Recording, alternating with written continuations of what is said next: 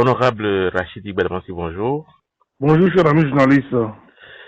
Pourquoi êtes-vous devenu subitement silencieux depuis quelques semaines alors que le débat public est fortement dominé depuis plusieurs jours par l'actualité sur la révision de la Constitution et du Code électoral?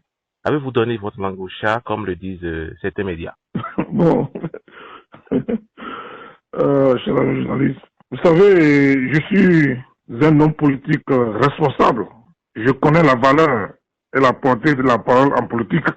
Je me suis construit une carrière politique par une parole politique sans langue de bois et sans hypocrisie. Je suis le seul à déterminer mon agenda communicationnel.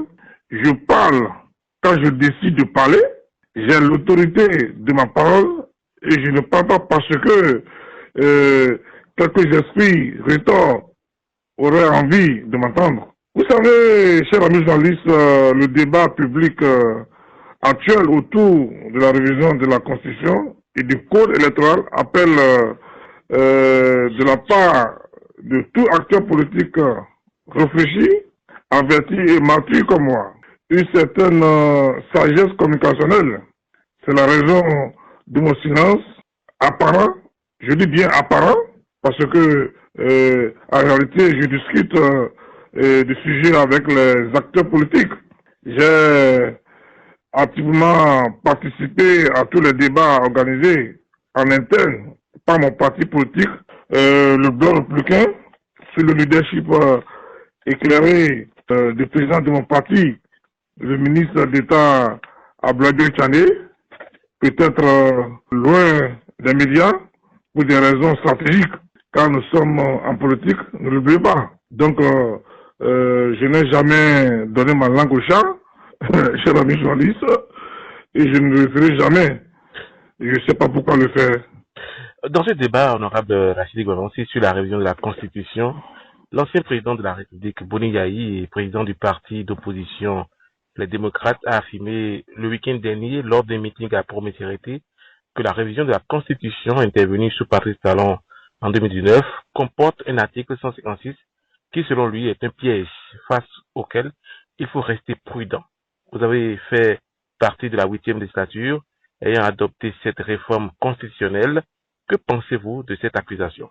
Vous savez, cher ami journaliste, quand on n'a rien à dire, parfois il faut se taire. C'est une accusation fantoche et sans fondement. C'est des allégations mensongères. Vous savez, le piège dont parle Boni Yahi ne se trouve que dans sa tête. Et cette énième dérive verbale est la preuve que mon grand frère, le président Boni Yahi, a besoin d'encadrement et de coaching. Il ne comprend, en ce qui me concerne, il ne comprend plus absolument rien et est complètement dépassé par les événements. Chers amis journalistes, écoutez-moi, je serai très pédagogique. Vous savez, depuis 1990, l'article 156 de la Constitution dit aucun projet ou proposition de la révision de la Constitution ne peut être poursuivi s'il porte atteinte à l'intégrité du territoire national. Il précise que la forme républicaine de l'État et la laïcité ne peuvent faire l'objet d'aucune révision.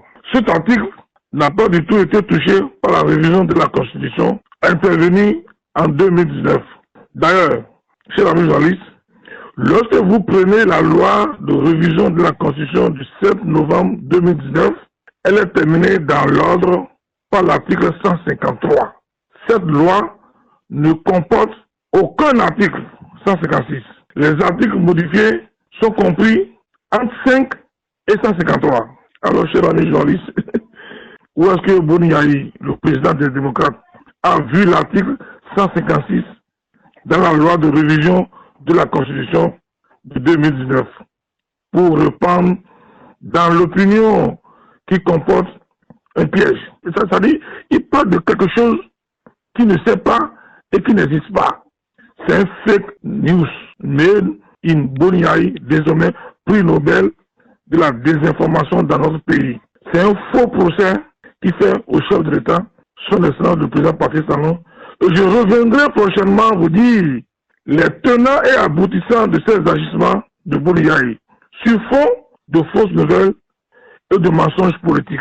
Honorable Rachid Bawansi, le Parti Les Démocrates propose la suppression du quitus fiscal des pièces à fournir pour être candidat aux élections. Qu'en pensez-vous? Vous savez, la charité, bien entendu, commence par soi-même.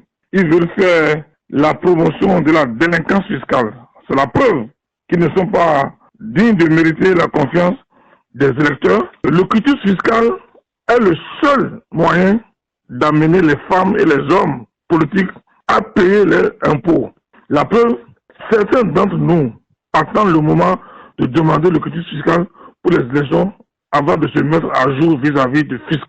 Il faut maintenir à tout prix le quitus fiscal dans le code électoral, car l'incivisme fiscal doit être banni de notre mentalité, à commencer par la classe politique. Je demande humblement aux acteurs politiques que nous sommes de donner de bons exemples. Et je demande également au président Yahya Boni, ce que les Béninois attendent de lui, c'est un comportement vertueux, un comportement responsable, un message de la paix. Parce que comme l'a dit Oufrit, la paix, ce n'est pas un vain mot, c'est un comportement.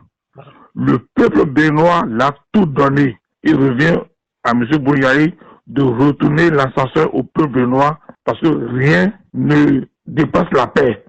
Quand on voit ce qui se passe au niveau de la sous-région, donc c'est pourquoi je demande au président Yahya Boni d'avoir un comportement vertueux, un comportement de la paix.